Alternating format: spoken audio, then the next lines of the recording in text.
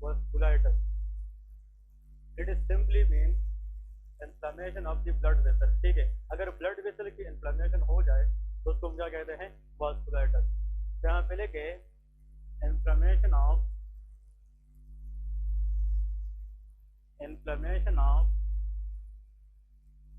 Blood vessel that is known as vasculitis.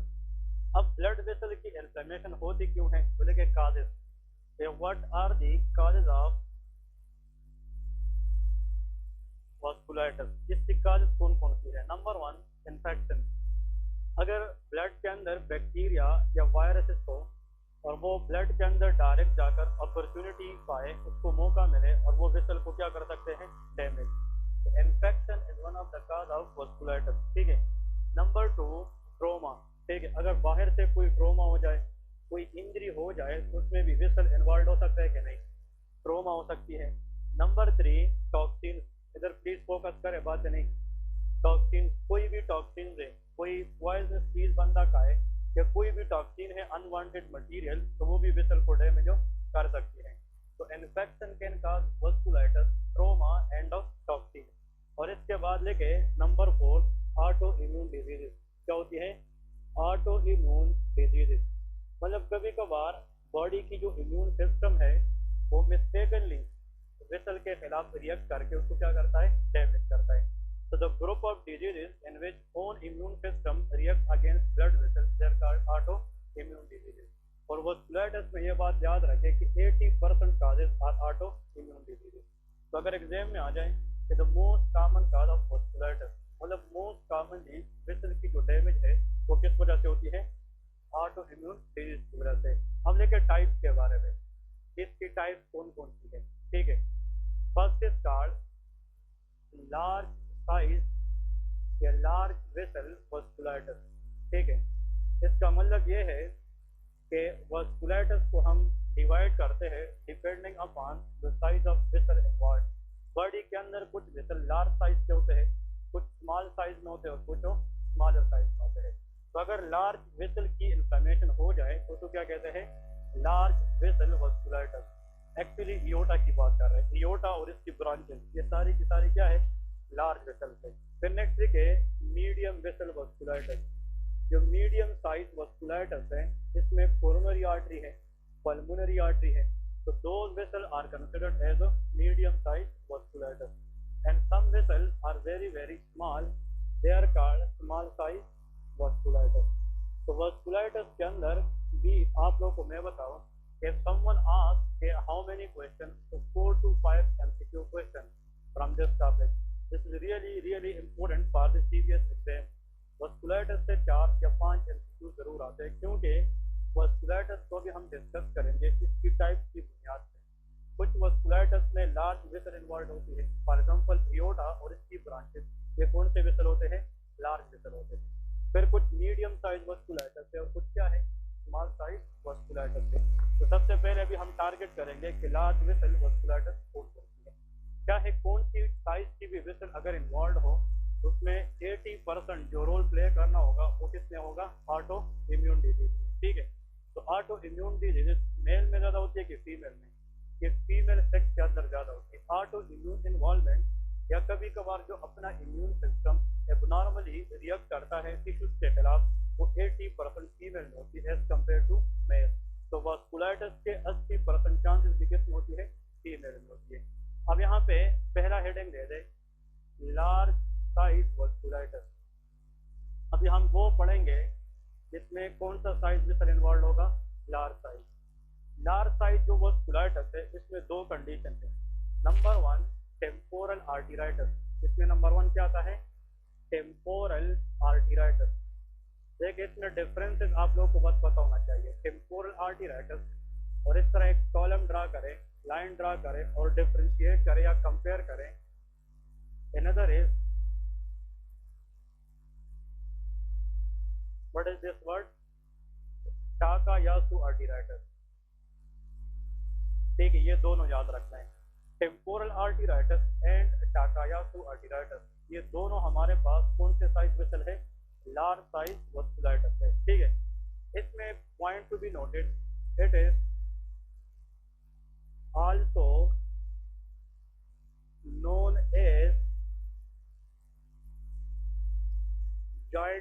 आर्टराइटस, ऐसा है कि नहीं।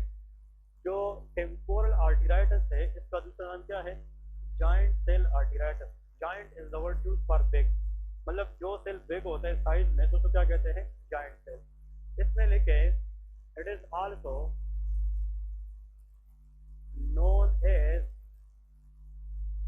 Pulseless arteritis. इसका दूसरा नाम क्या है, पल्सलेस आर्टराइटस। क्योंकि टाकायासु आर्टराइटस पेशेंट में जब हम पल्स चेक करते हैं तो वो बहुत वीक होता है, इतना वीक होता है कि ना होने के बराबर। इस वजह से इसको हम क्या कहते हैं, पल्सलेस आर्टराइटस कहते हैं। तो पहले तो आप लोगों को ये पता होना चाहिए ये जॉइंट सेल आर्टराइटस है और दूसरा क्या है, पल्सलेस आर्टराइटस है। इसमें लिखे टारगेट वेसल। इसमें जो टारगेट वेसल इन्वॉल्व होती है वो कौन कौन सी है। Number 1 temporal artery. इसमें कौन सी आर्टरी की इन्फॉर्मेशन होती है, टेम्पोरल आर्टरी। इसके तो इसका नाम क्या है, टेम्पोरल आर्टराइटस है। The target vessel to be affected and temporal arteritis called of temporal artery which run near the side of head. देखिए फ्रंटल बोन है, फ्रंटल बोन के साथ साइड पे टेम्पोरल बोन है, फिर पैराइटल है और ऑक्सीपिटल बोन है। तो एक्चुअली हमारा जो फोर हेड है इसकी लेफ्ट और राइट यहाँ पे कौन सा बोन है, टेम्पोरल। और टेम्पोरल बोन के ऊपर जो आर्टरी गुजरती है उसका नाम क्या है, टेम्पोरल आर्टरी। और उस आर्टरी की इंफॉर्मेशन को हम टेम्पोरल आर्टराइटस कहते हैं। क्लियर है। इसमें लेके target vessel. Target vessel for Takayasu arteritis is aorta. इसमें क्या होता है, इयोटा। इसमें इयोटा मेनली इन्वॉल्व होता है। Aorta is a larger artery arises from the left ventricle. तो टाकायासु आर्टराइटस का मेन टारगेट वेसल क्या है, इयोटा है। और इसका टारगेट वेसल क्या है, टेम्पोरल आर्टरी। और next target vessel is ophthalmic artery. कौन सी आर्टरी, ऑप्थेल्मिक। तो ये दोनों याद रखना है। लेकिन 80% temporal artery, but if we cannot eat on time, later the problem may go toward the ophthalmic artery. अगर ऑप्थेल्मिक आर्टरी का इशू बन जाए तो फिर blood supply to the retina क्या हो जाएगी, कम, जिसकी वजह से temporal arteritis patient develop blindness. क्या हो सकती है, ब्लाइंडनेस हो सकती है, विजुअल प्रॉब्लम हो सकती है। ठीक है जी। नेक्स्ट देखें इसकी एज ऑनसेट क्या है, एज ऑनसेट। ठीक है, temporal arteritis that usually affect older people. ये किसमें होती है, ओल्डर पीपल। यहाँ पे लेके ओल्डर स्पेशली फीमेल्स के अंदर मोर देन एज ऑफ 50 याद रखें। क्लियर है। मतलब जो फीमेल, अब इसका एक क्लू बन गया है, प्लीज रिमेंबर दिस क्लू, कि any female who is age is more than 50 presented with unilateral temporal headache. किसके साथ आएगी, टेम्पोरल हेडेक। और यहाँ पे जब आप हाथ रखते हैं तो फीमेल को टेंडरनेस है, टेंडरनेस मीन पेन। इसका मतलब 50 प्लस फीमेल है, उसकी लेफ्ट या राइट साइड पे टेम्पोरल हेडेक है और टच करने से उसको ज्यादा पेन होता है। इसका मतलब यहाँ पे लोकल आर्टरी की इंफ्लेमेशन हो सकती है, that could be which artery, temporal artery. ठीक है ना, ये क्लू आप लोगों को आना चाहिए। इसमें टाकायासु आर्टराइटिस में इसमें मिडिल एज फीमेल इन्वॉल्व होती है। क्या, मिडिल एज फीमेल। इसमें most likely middle age female mean less than age of 40 year. मतलब 40 ईयर से पहले पहले, मतलब 30-40 के दरमियान किस चीज का रिस्क ज्यादा होता है, टाकायासु आर्टराइटिस। लेकिन 50 और 60 के दरमियान किसका रिस्क ज्यादा होता है, टेम्पोरल आर्टराइटिस की रिस्क ज्यादा होती है। ठीक है जी। नेक्स्ट देखिए क्लिनिकल फीचर्स। इसके क्लिनिकल फीचर्स क्या है, clinical features of temporal arteritis. हाँ जी, U/L स्टैंड फॉर यूनिलेटरल। ठीक है, UL मतलब क्या है, यूनिलेटरल, एक साइड की। ठीक है, unilateral temporal headache, temporal headache. Why, because temporal artery present in temporal area. तो इन फीमेल में या तो लेफ्ट साइड की या राइट साइड की कौन सी हेडेक होगी, टेम्पोरल। इस एरिया पे हेडेक को हम क्या कहते हैं, टेम्पोरल हेडेक। ये लोग कहते हैं कि ना उसको फ्रंट में दर्द है, बैक साइड पे, लेकिन साइड पे यहाँ पे बहुत ज्यादा शदीद दर्द है। और इस एरिया को हम कौन सा एरिया कहते हैं, टेम्पोरल। इसको टेम्पोरल हेडेक होगी। नंबर 2, इन फीमेल्स के अंदर another very important point to remember, jaw claudication या जॉ क्लैडिकेशन। इसमें क्या होती है, jaw claudication. Jaw claudication mean jaw pen.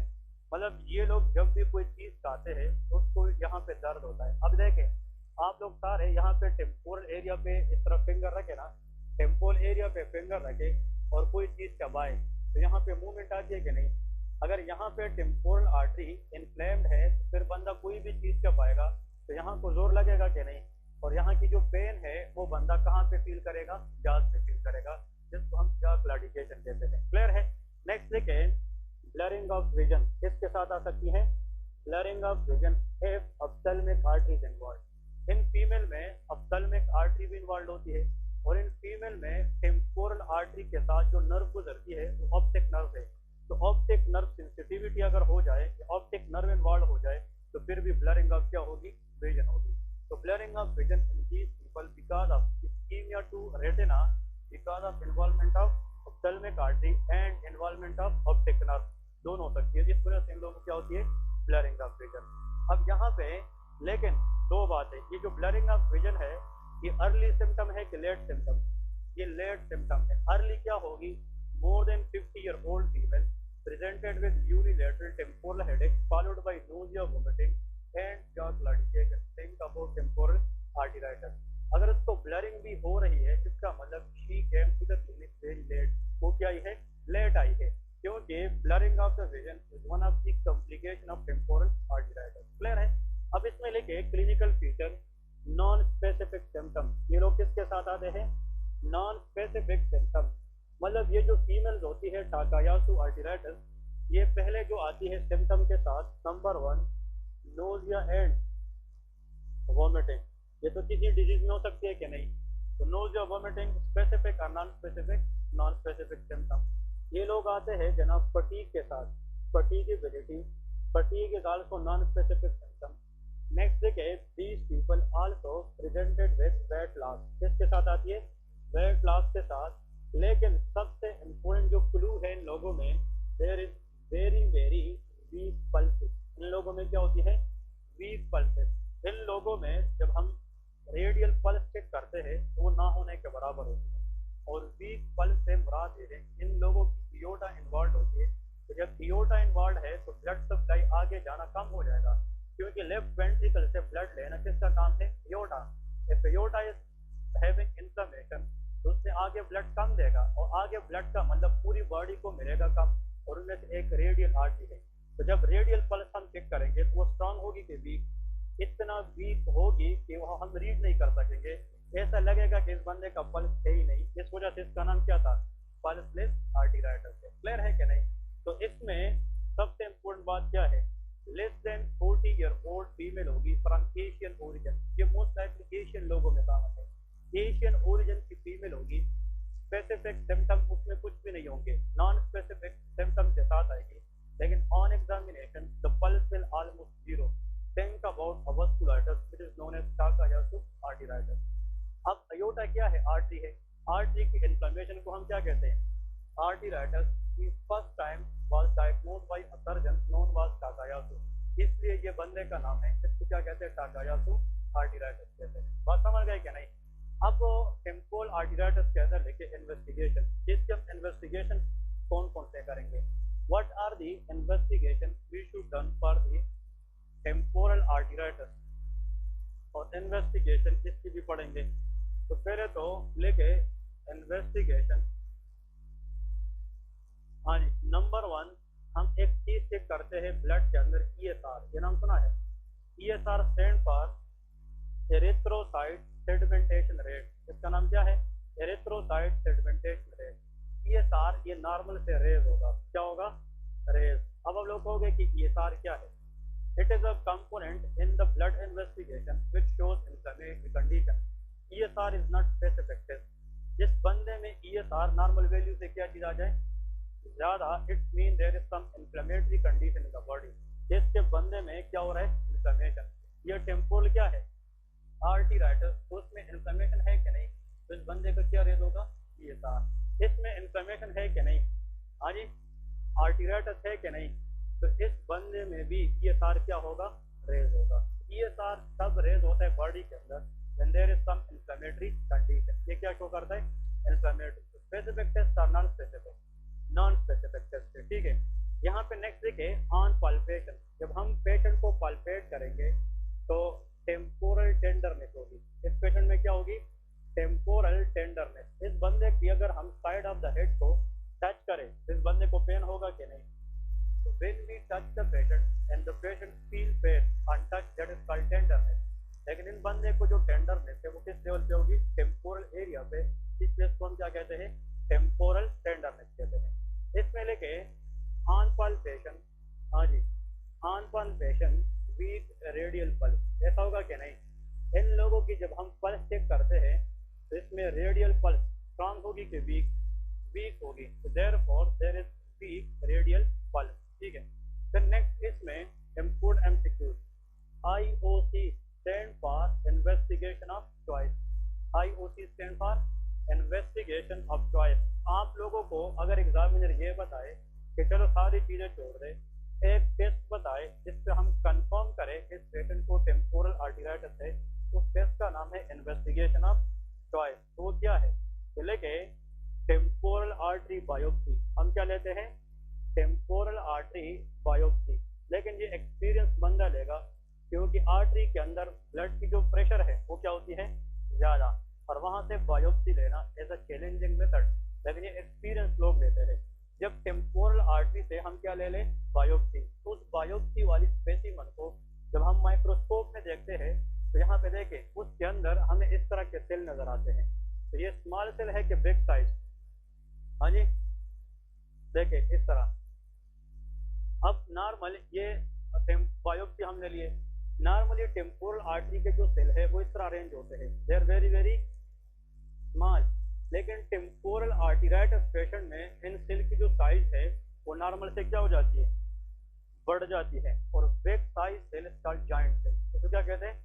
तो बायोप्सी के ऊपर नॉर्मल सेल की जो साइज है वो 2 से 3 टाइम क्या हो जाती है? इसलिए टेम्पोरल आर्टेरियाइटिस का दूसरा नाम क्या था? जायंट सेल आर्टेरियाइटिस है। बात समझ गए कि नहीं? इफ समवन आस्क यू कि टेम्पोरल आर्टेरियाइटिस की जो दूसरी नाम है जायंट सेल आर्टेरियाइटिस, ये किस बेस पे दी गई है? Temporal artery biopsy finding. Clear है? अब यहाँ पे लेके इसके अगर हम मेन पॉइंट लेके तो उसका हम एंजियोग्राफी करते हैं। क्या करते हैं? एंजियोग्राफी। और एंजियोग्राफी विल शो इन्फ्लेम्ड एयोर्टा। ये हमें क्या बताएगी? इन्फ्लेम्ड एयोर्टा। ये हमें ये बताएगी कि जो एयोर्टा है वो इन्फ्लेम्ड है, अंदर से उसकी क्या हो चुकी है? इन्फ्लेमेशन हो गई है। बात समझ गए कि नहीं? अब इसमें जो टेम्पोरल आर्टरी है इसमें लेके कॉम्प्लिकेशन, अगर इसको हम टाइमली ट्रीट ना करें, what will be the complication? देखिए मैंने तो पीएमडीसी एग्जाम भी जब दिए थे, एफसीपीएस भी दिया था, मुझे अगर क्वेश्चन आया है वो ये है, what is the investigation of choice for temporal arteritis? Answer is that is temporal artery biopsy. आप लोग इसको एमसीक्यूज करें, बायोप्सी आईओसी लिखा है ना, इन्वेस्टिगेशन ऑफ चॉइस, ये एग्जाम में आता है। कॉम्प्लिकेशन में लिखे परमानेंट ब्लाइंडनेस, ये क्या करा सकती है? Permanent blindness. मैंने अभी आप लोगों को बताया था इसमें ऑप्थेल्मिक आर्टरी और ऑप्टिक नर्व इन्वॉल्व हो सकती है कि नहीं? ये क्वेश्चन वाइवा में पूछा जाता है कि टेम्पोरल आर्टेरियाइटिस पेशेंट अगर एक दफा ब्लाइंडनेस में चला जाए, इट शुड बी रिवर्सिबल और इरिवर्सिबल। दैट इज इरिवर्सिबल, इस केस को हम परमानेंट ब्लाइंडनेस कहते हैं। मतलब जो इस्कीमिया की वजह से रेटिना में चेंजेस आती है वो दोबारा रिवर्स नहीं होगी। So the most lethal complication of temporal arteritis is permanent blindness. ठीक है? हाँ जी।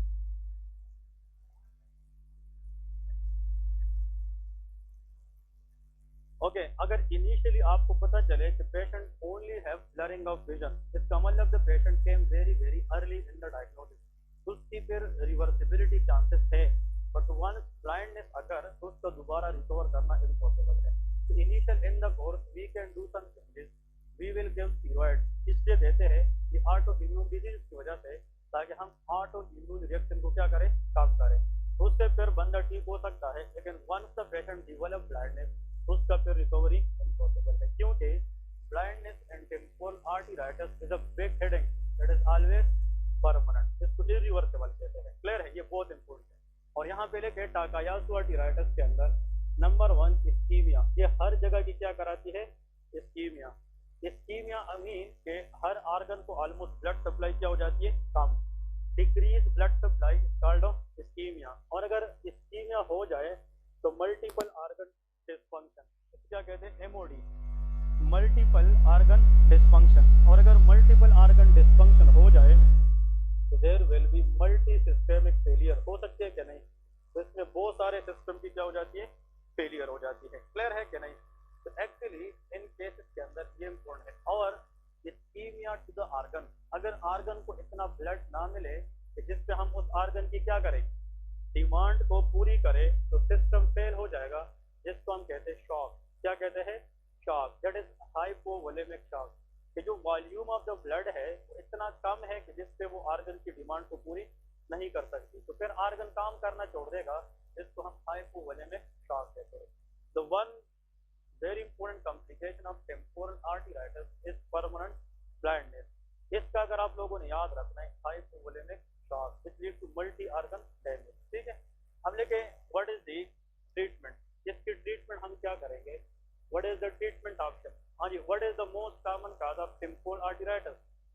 Auto immune disease. तो हम ऐसा ड्रग देंगे जिससे हम इम्यून सिस्टम को क्या करें, सप्रेस करें, और वो ऑटो एंटीबॉडी को भी क्या करें, काम। तो लेके हाई डोज कार्टिकोस्टेरॉइड देते हैं। जो हाई डोज कार्टिकोस्टेरॉइड है, they will suppress immune system. ऐसा है क्या नहीं? कार्टिकोस्टेरॉइड, और ये सप्रेस करेगी किस चीज को, इम्यून सिस्टम को, और वो एंटीबॉडी फायरिंग को कम करेगी, इससे टिश्यू डैमेज भी क्या हो जाएगा, कम हो जाएगा। और अगर किसी ने लिखना है which one the best is prednisolone, कौन सा कहते हैं, प्रेडनिसोलोन, ये नाम सुना है क्या नहीं? तो prednisolone is a steroid which is a stronger immunosuppressive. ये इम्यून सिस्टम को सप्रेस करके एबनॉर्मल एंटीबॉडी फायरिंग को क्या करेगी, वो काम करेगी। और नेक्स्ट देखें एनर्जेटिक, कहते हैं energetic because this patient has severe temporal tenderness, इसको पेन है यहाँ पे, इसलिए। और इन लोगों को जब हम देखते हैं तो यहाँ पे इन लोगों की एक बहुत ज़्यादा जो वेसल है वो यहाँ पे प्रोमिनेंट हो जाती है, और इसमें पल्सेशन होती है, क्योंकि temporal artery become high pressurize, और उसमें जो ब्लड फ्लो होगी वो हमें पल्स की तरह से नजर आएगी। क्लियर है कि नहीं?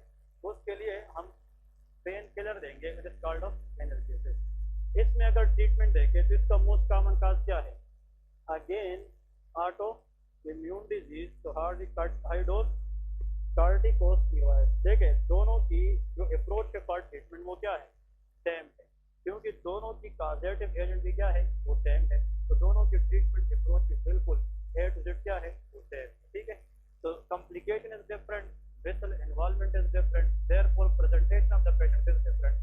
तो देखें अब मैं दो चीजें बताऊंगा। गुड स्टूडेंट वो होता है जो टीचर की 2-3 बातें याद करे, एग्जाम में परफॉर्म करे। वो क्या है, अगर एक फीमेल है, उसकी एज मोर देन 50 है, नंबर 1 क्या है, more than 50, presented to you in the clinic with complaint of unilateral temporal headache, और इसके साथ उसको जॉ क्लैडिकेशन है, और साथ में उसका इन्वेस्टिगेशन ये बता रहे हैं इसका ESR क्या है, ज्यादा है, तो that is temporal arteritis. Confirm करने के लिए हम टेम्पोरल आर्टरी बायोप्सी करते हैं। What you will suspect, joint cell, उसमें हमें क्या नजर आना चाहिए, joint cell mean big cell in the temporal artery. अगर एक फीमेल है वो 30 ईयर ओल्ड है, 35 ईयर ओल्ड है, presented with fatigue, presented with muscular pain, presented with nausea and vomiting, weight loss, these are non specific symptoms, लेकिन उसकी जनाब ये कंप्लेंट है कि वो बिल्कुल काम कर नहीं सकती, घर में झाड़ू भी लगाती है तो 2 मिनट के बाद वो थक जाती है, मतलब इनएबिलिटी टू वर्क प्रॉपरली। और इससे अगर हम पल्स चेक करें तो वो ना होने के बराबर हो, और एंजियोग्राफी ये बताए कि इसकी जो एओर्टा है वो भी क्या है, इन्फ्लेम्ड है, दैट इज टाकायासु आर्टरीराइटिस। इन लोगों की जो पल्स है वो बहुत वीक होता है, ना होने के बराबर, इस वजह से इसको हम पल्सलेस आर्टरीराइटिस कहते हैं। बातें समझ गए कि नहीं? तो दो बातें, more than 50-year-old female with unilateral temporal headache, think about temporal arteritis. Less than 40-year-old female present with weak pulse, think about Takayasu arteritis.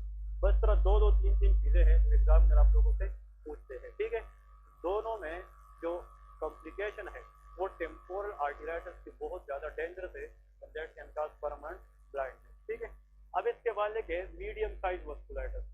Medium size वस्कुलाइटिस कौन कौन से हैं? ये दोनों जो अभी तक हमने पढ़े हैं ये कौन से थे, लार्ज साइज वस्कुलाइटिस। इसके बाद है मीडियम साइज वस्कुलाइटिस, जो मेन इंपॉर्टेंट है वो याद रखने हैं। ठीक है, मीडियम साइज वस्कुलाइटिस,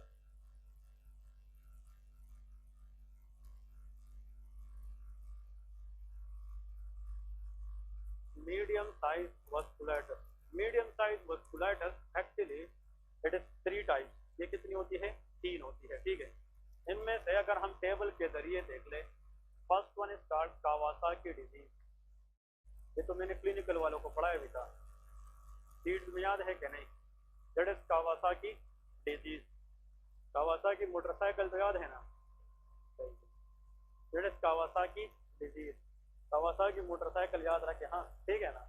फिर इसके बाद the next condition is called polyarteritis nodosa. अजीब नाम है, ठीक है, पॉलीआर्टेराइटिस नोडोसा, PAN, ठीक है ना। और आखिर में burger disease, burger disease, burger disease. और एक होते BERGER, वो है बर्गर डिजीज, वो अलग चीज है। बर्गर पिज्जा डिजीज अलग है, ठीक है ना। वो हम CT में पढ़ेंगे कि बर्गर डिजीज, उसको IgA नेफ्रोपैथी भी कहते हैं, लेकिन ये बर्गर डिजीज है, ठीक है। इसमें मेन पॉइंट ये है कि इनमें सबसे पहले कि कावासाकी डिजीज में लिखे कि age affected less than 4 year old child, number 1 point. Kawasaki disease usually कितने साल से कम उम्र बच्चों में होता है? 4 ईयर ओल्ड से कम उम्र बच्चों में, नंबर 1 पॉइंट। नंबर 2, इसमें जो टारगेट वेसल इफेक्ट होगा वो कौन से साइज का होगा? Medium size, and that is coronary artery. Which artery? Coronary artery, very important one. The most common artery is affected in Kawasaki disease is called off coronary artery. और इस artery का काम हार्ट को blood supply देना है। अगर ये artery involve हो जाए तो blood supply to the heart कम हो सकती है कि नहीं? तो ये भी एग्जाम में आता है कि 4 साल से कम उम्र बच्चे में अगर एंजाइना का इशू है तो वो कौन सा डिजीज है? कावासाकी डिजीज है। ये बहुत इंपॉर्टेंट है, ठीक है। अब ये क्या कराता है, देखिए, दिस इज कोरोनरी आर्टरी, ठीक है, कोरोनरी आर्टरी। ये तो वस्कुलाइटिस है, इन्फ्लेमेशन अब क्या है? वेसल है, लेकिन किस वेसल की इन्फ्लेमेशन है? कोरोनरी। अगर इसकी इन्फ्लेमेशन हो जाए तो ये जो वेसल है ये फिलअप होगी क्या नहीं? और फिलअप की वजह से इसकी वॉल बाहर की तरफ निकलेगी क्या ना? This out pouching is called aneurysm. इसको क्या कहते हैं? Aneurysm. So that is called coronary artery aneurysm। Blood की जो फ्लो है अब वो नॉर्मल रहेगी कि एबनॉर्मल? और कुछ ब्लड इसके अंदर स्टे करेगी कि नहीं? और इस स्टेसिस की वजह से यहाँ पे थ्रोम्बस के चांसेस ज़्यादा होगी कि नहीं? और इस थ्रोम्बस की वजह से अगर ये बढ़ता जाए तो आगे blood flow to the heart क्या होगी? कम। The most common cause of MI in a age less than 4 year old child is known as Kawasaki disease. वैसे जो हार्ट अटैक होते हैं MI, मायोकार्डियल इंफार्क्शन, ये ओल्डर लोगों में कॉमन है कि बच्चों में? ओल्डर हार्ट अटैक के ज़्यादातर लोग 40 प्लस या 50 प्लस होते हैं, लेकिन 4 साल से अगर कम उम्र बच्चे में हार्ट अटैक हो जाए, सोचने वाली बात है। न वो स्मोक करता है, न वो डायबिटिक होता है, न उसमें डायबिटीज़ होती है, न वो हाइपरटेंशन होता है। तो 4 साल से कम उम्र बच्चों में अगर हार्ट अटैक की एक वजह हो सकती है तो क्या है? Kawasaki disease. Because this disease affects coronary artery, which lead to coronary artery aneurysm. Aneurysm increase the risk of thrombosis. Thrombosis will decrease blood supply to myocardium, lead to heart attack. ये क्या करा सकती है? Heart attack करा सकती है। ये बात समझ गए क्या नहीं? इसके बाद लिखे क्लिनिकल फीचर्स। इसके क्लिनिकल फीचर्स क्या है? What are the clinical features of Kawasaki disease?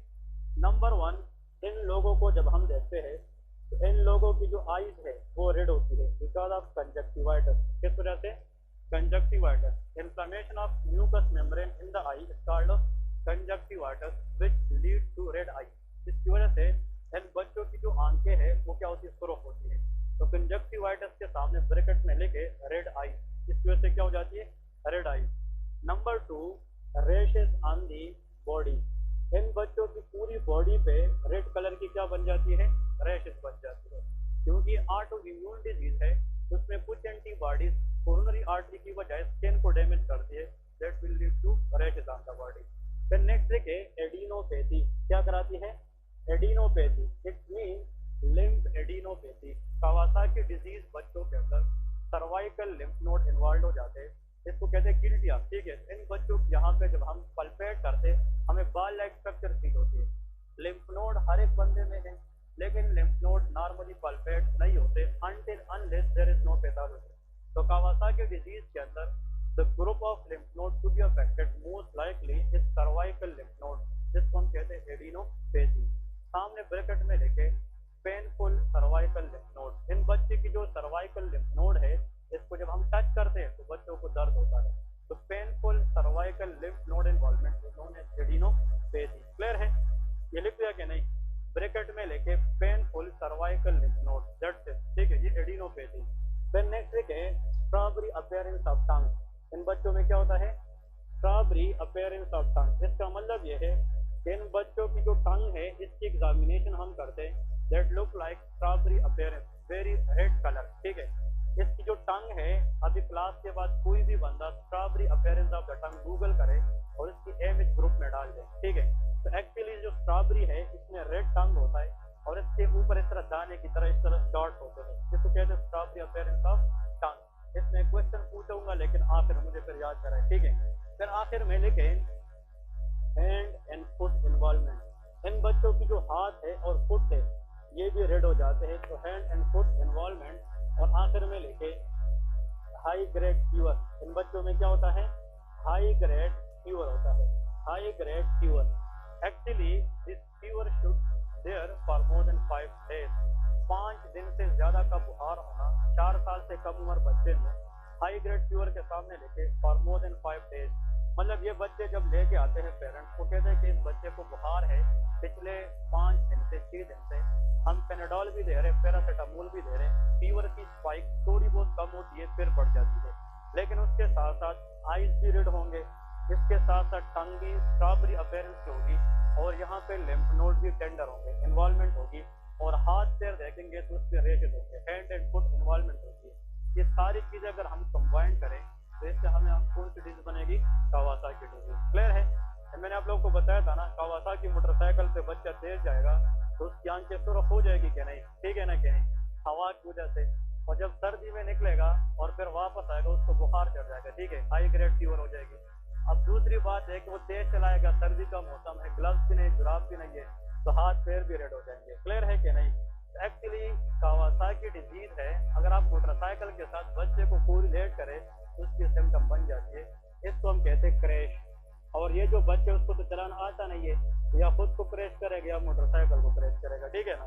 तो CRASH, C for conjunctivitis, R for what? Rashes, A for adenopathy, S for strawberry appearance of tongue, hand and foot involvement. और burn का मतलब ये था, crash burn, ये word भी याद रखें। बर्न का मतलब हीट होता है ना, बर्न, कोई चीज जल जाए तो वहां पे हीट होता है, और हीट का मतलब टेम्परेचर क्या होगा? ज्यादा, it's too high grade fever. Fever का मतलब बर्न है। तो crash burn in a 4-year-old child, think about which disease? Kawasaki disease. ठीक है, अब इसमें लिखे इन्वेस्टिगेशन। इसकी इन्वेस्टिगेशन क्या है? कावासाकी डिजीज बच्चों में इन्वेस्टिगेशन क्या है? ESR। क्या? ESR that should be high. हम बस सिर्फ ESR करते हैं। 4 साल से कम उम्र बच्चे में अगर ये चीजें आ जाए तो प्रैक्टिकली हमें पता चलता है कि इन बच्चे में कौन सी डिजीज है? कावासाकी। और टेम्परेचर भी मेजर करेंगे तो वो 100 से क्या होगा? ज्यादा होगा। ट्रीटमेंट देखें, what is the treatment? Please 2 बात याद रखें, वेरी इंपॉर्टेंट। एक तो हम देते हैं इंट्रावीनस इम्यूनोग्लोबुलिन, फिर सुन ले IVIG स्टैंड फॉर, बात नहीं, IVIG का मतलब ये है इंट्रावीनस इम्यूनोग्लोबुलिन। ये सिंथेटिक एंटीबॉडी है। क्या है? सिंथेटिक। लेकिन इस बच्चे में जो मेन इशू है वो भी किसने कराई है? वास्कुलाइटिस का मोस्ट कॉमन काज ऑटो इम्यून है। तो इस बच्चे का जो मोस्ट कॉमन मसला है वो तो भी एंटीबॉडीज है, कि अपनी इम्यून सिस्टम की गलती से इन बच्चे की कौन सी आर्टरी डैमेज हुई है? कोरोनरी। ये इन्फेक्शन है कि ऑटो इम्यून? ऑटो इम्यून है, एंटीबॉडी का मसला है। और हम बाहर से क्या दे रहे हैं? IVIG। ये भी क्या है? एंटीबॉडी। तो फिर मसला बढ़ेगा नहीं क्या? हाँ जी। मेरा क्वेश्चन ये है कि वास्कुलाइटिस मीन चाहे वो कोई भी चीज हो, वास्कुलाइटिस के जिम्मे आता है सारा के नहीं? मेजॉरिटी वास्कुलाइटिस और ऑटो इम्यून डिजीज इस वजह से होती है कि इम्यून सिस्टम एबनॉर्मली रिएक्ट करना शुरू करता है अपने नॉर्मल टिश्यू के खिलाफ, जिसकी वजह से वो टिश्यू डैमेज हो जाती है। तो हम इस बच्चे को तो बाहर से भी एंटीबॉडी दे रहे हैं, और चाहे मसला भी किसने किया है? एंटीबॉडी। तो मसला नहीं बढ़ेगा। एक मिनट, हाँ सलाउद्दीन बता। Very good, this is the answer. जो एंटीबॉडी डैमेज करा चुकी है वो बॉडी की नेचुरल है और ये सिंथेटिक है। अब ये सिंथेटिक जो है ये नॉर्मल टिश्यू को डैमेज नहीं कर सकती, लेकिन ये जरूर करेगी कि इम्यून सिस्टम से फर्दर एंटीबॉडी प्रोडक्शन को कम करेगी। तो नेचुरल एंटीबॉडी की प्रोडक्शन कम होगी और ये एंटीबॉडी नॉर्मल टिश्यू पे अटैक नहीं करेगी। Therefore it's the best treatment for which disease, Kawasaki disease. और आखिर में लेके एस्पिरिन देते हैं। क्या देते हैं? एस्पिरिन। इसमें पैरासीटामोल नहीं देते, एस्पिरिन देते हैं। अब लेके सामने aspirin has anti platelet action. ये क्या है? Anti platelet. ये ब्लड को थिन रखेगी और थ्रोम्बस की चांसेस को कम करेगी। तो aspirin in Kawasaki disease patient decrease heart attack chances. Aspirin has anti platelet action. ये ब्लड को थिन रखेगी तो थ्रोम्बस के चांसेस क्या होगी? बताया ना शाबाश, बात है नहीं? बिल्कुल। फिर मैं क्वेश्चन पूछूंगा, जो बंदा बेड के बिना सीखे तो फायदा नहीं। क्लियर है? इसका मतलब यह है कि एस्पिरिन एक ऐसा ड्रग है, ये प्लेटलेट को आपस में एग्रीगेट होने से बचाएगी। तो अगर थ्रोम्बस बनेगी तो उसमें तो प्लेटलेट का रोल होता है, लेकिन एस्पिरिन क्या करेगा? ये थ्रोम्बस को बनाने से रोकेगा ताकि हार्ट को ब्लड सप्लाई मिलती रहे।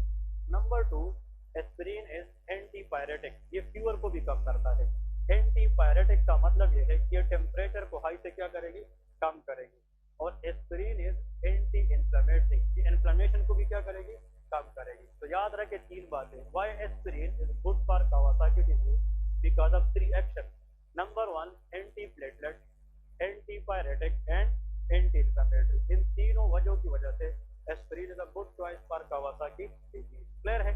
लेकिन एक बात याद रखें, कभी कभार कुछ बच्चों में एस्पिरिन देने के बाद ये एस्पिरिन जाकर उन बच्चों की लीवर डैमेज करता है। क्या? लीवर। लेकिन ये हर एक बच्चे में नहीं होता। सिर्फ थ्योरी में याद रखें, एग्जाम में आता है कि some children when take aspirin they will try to damage their liver. और जब लीवर डैमेज हो जाए तो फिर ग्लूकोज की जो स्टोरेज है वो खराब हो जाती है। तो what will happen to glucose level in the blood? Decrease, hypoglycemia. Aspirin induced hypoglycemia because of damage to the liver is known as Reye syndrome। तो क्या कहते हैं?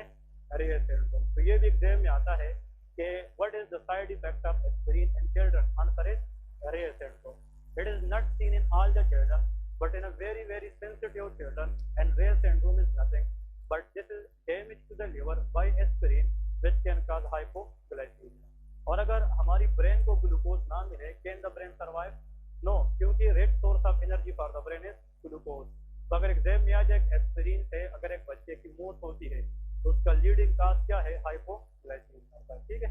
This what all about Kawasaki disease. अब लेके पॉलीआर्टेराइटिस nodosa. इसमें as लेके कि as क्या है? एज में लेके 20 से लेके 40 ईयर। ये मिडिल एज है कि नहीं? मिडिल एज फीमेल के अंदर पॉलीआर्टेराइटिस नोडोसा के चांसेस ज्यादा होते हैं। इसमें टारगेट वेसल याद रखें। टारगेट वेसल कौन कौन सी वेसल है जो इसमें अफेक्ट हो सकती है? 1 इज रीनल आर्टरी। कौन सी artery? Renal artery. Renal artery supply blood to the kidney. इसके वाले के pulmonary artery. Which one? Pulmonary नहीं, रीनल आर्टरीज। और इसके वाले के एड्रीनल आर्टरी।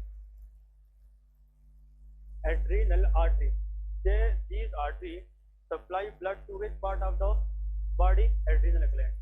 Actually चाहे renal artery हम ले लें या adrenal artery ले लें, both are the direct branches of abdominal aorta। ये कहाँ से आती है? abdominal aorta से आती है। तो polyarteritis nodosa से हमारे पास renal artery अफेक्ट होती है, adrenal arteries अफेक्ट होती है, और vessel organ। vessel organ mean internal organ को जितनी भी छोटी छोटी वेसल जाती है वो भी अफेक्ट हो जाती है। लेकिन यहाँ पे एक पॉइंट एमसीक्यू याद रखें, but pulmonary artery supply blood to lungs are typically paired. ये क्या होती है? पेयर्ड होती है। इसका मतलब यह है कि पल्मोनरी आर्टरी इसके अंदर इन्वॉल्व नहीं होती। बात समझ गए क्या नहीं? इस कंडीशन से क्या पता चलता है? वर्ड नाम क्या है? शाबाश। हाँ, word is this name? Polyarteritis nodosa. Poly का मतलब मेनी, ज्यादा, आर्टेराइटिस इन्फ्लेमेशन ऑफ, कि ये ऐसा डिजीज है जिसमें एक से ज्यादा आर्टरी की इन्फ्लेमेशन होगी। उसमें रीनल भी है, एड्रीनल भी है, वेसल आर्गन की भी, एक आर्टरी के ज्यादा, तो पॉलीआर्टेराइटिस है। और उस वेसल के अंदर छोटे छोटे बाल लाइक नोडल्स बन जाते हैं, इसलिए उसका नाम क्या है, नोडोसा। अगर उसमें से एक वेसल स्प्रेड होती है तो ये क्या है, पल्मोनरी आर्टरी। अब आप लोग कहोगे इसका एग्जाम्पल क्या आता है, all of the following vessel regarding pulmonary art, all of the following regarding polyarteritis nodosa are highly affected except answer will be pulmonary artery, ये अफेक्ट नहीं होती। नेक्स्ट हम सिक्यूज लेके इसका जो आता है highly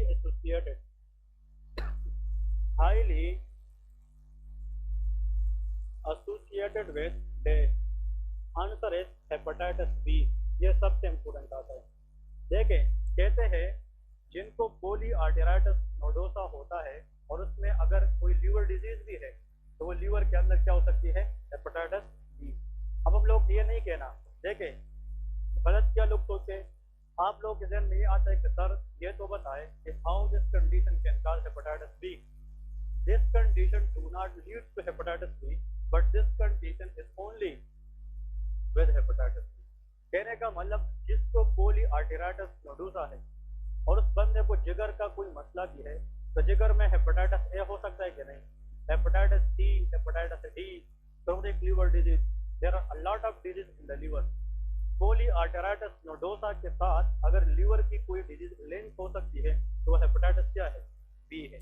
और ये भी अगर मैं आप लोगों को बताऊं कि कितना परसेंट चांस है, 30%। इसका मतलब ये है कि अगर 100 लोग हैं, 100 लोग हैं और उनमें सब में पेन है तो उन 100 में से 30% लोगों को क्या भी होगा, हेपेटाइटिस बी। क्लियर है, ये MCQ है।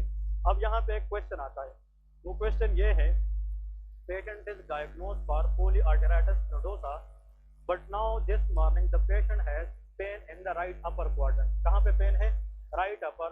विच of the following liver pathology should be ruled out first, answer will be hepatitis B. बस इस तरह याद रखें, ठीक है ना, ये बहुत इंपॉर्टेंट है। नेक्स्ट MCQ इसमें आता है कि which necrosis is seen in pain stand for polyarteritis nodosa, anyone in the whole class necrosis दिन बताया था कि नहीं, हाँ जिसको आता है raise your hand, हाँ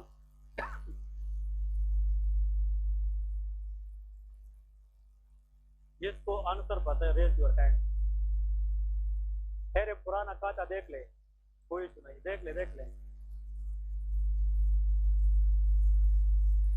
हाँ आप बताएं, शाबाश बताएं, मोबाइल चेक करा के, शाबाश।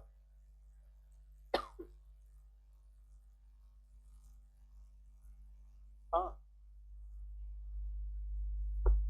नेक्रोसिस के नाम है काफी में क्या नहीं, किधर जा रहे हो, है कि नहीं, पता नहीं कौन से कापी में भी लिखा है, चलो वो छोड़े।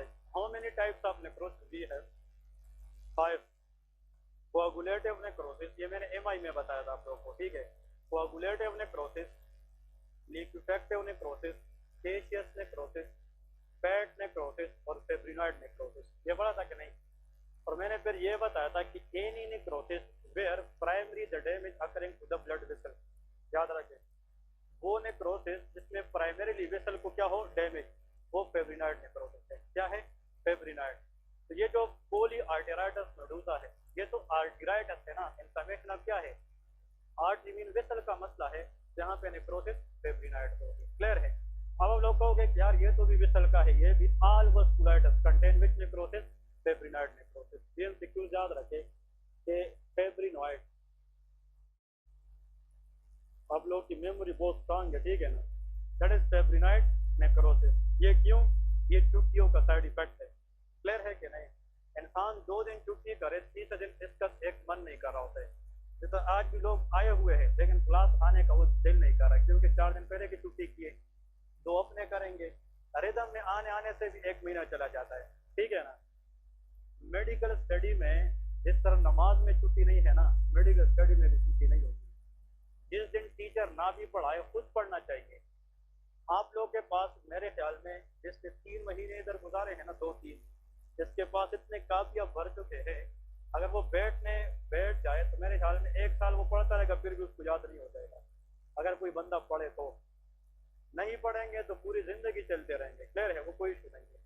आप लोग यकीन करें, अगर आप लोगों ने टाइमली पढ़ना है, और इस दिन की एक बात बता दो, आज जो चीज़ पढ़ोगे इसका सिल आपको 2 3 4 4 साल बाद देगा, वो भी एग्जाम के दिन। खुदा न खास्ता अगर अल्लाह ना करे कोई भी बंदा एग्जाम में उसका पाँव फिसल गया, ठीक है, पाँव फिसल जाते हैं ना थोड़ा सा, मैं आप लोगों को कसम खा के कह सकता हूँ कि फिर रिदम में आना बहुत ज़्यादा मुश्किल होता है। इंसान यहाँ से डिसहार्ट हो जाता है कि मैं कभी नहीं कर पाऊंगा। अभी आप लोगों को मैं अगर कहूँ कि 24 घंटे पढ़े ना, आप लोग 24 48 घंटे भी पढ़ने को तैयार है, क्योंकि आप लोगों ने वो दिन देखी नहीं है, और अल्लाह कभी ना दिखाए। अल्लाह दिन दिखाए खुशी की सूरत में, ठीक है। जिसको फेलियर का सामना किया है ना, जिसने, हो गए थे, आज उसके बच्चे हो गए ना, फिर वो डर से क्या नदी में कबर दे रहे हैं। ये फैक्ट है। आप लोगों ने मार्केट देखी नहीं है, मार्केट आप लोग तब देखेंगे जब डिग्री लेके आएंगे कि मार्केट में किस तरह का मेवा मिलता है, ठीक है ना। मार्केट में 20 साल पुराना मेवा भी चलता है। जिसकी ग्रेजुएशन 1998 की है, पता नहीं कि आप लोगों में तो उस टाइम कोई नर्सरी में भी था कि नहीं, पैदा भी हुआ था कि नहीं, 1998 वाला बंदा अभी 2022 में भी बैठ में कोशिश कर रहे हैं। मेरे पास मेरे स्टूडेंट रह चुके यार, मेरे स्टूडेंट रह चुके। मैं एक बंदे की आप लोग को एग्जाम्पल दे रहा हूँ, और मेरे दिल को इसलिए नज़दीक है वो बंदा, वो बहुत मेहनत किया। His name was Jameel Ahmed. अभी मैं डॉक्टर जमील बताऊंगा, ठीक है। ही वाज फ्रॉम सवात, ठीक है। वो एक दिन, आप जानते हो उसको, ठीक है, एक दिन इधर आया, वो बहुत एजेड बंदा है। एक दिन इधर आया तो कहने लगा, सर मैं आपसे कुछ वैसे आपस में इकट्ठा कुछ बोलना चाहता हूँ, मतलब ये कि अकेले में। मैंने कहा ठीक है। हम उधर इस अकेडमी में थे, वेस्टेज वाले में, ठीक है। वो मेरे रूम आया, उन्होंने कहा सर की बात सुनो।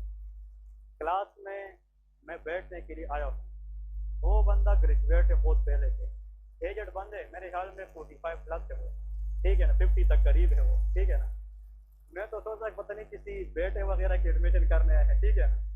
मुझे ये कह रहा था कि यार आप मुझसे बहुत छोटे, लेकिन आप मेरे टीचर हैं, मैं आपको एक बात बताऊंगा। मैंने कहा क्या? कहते मैं जब ग्रेजुएट हो गया तो मैं दुबई चला गया।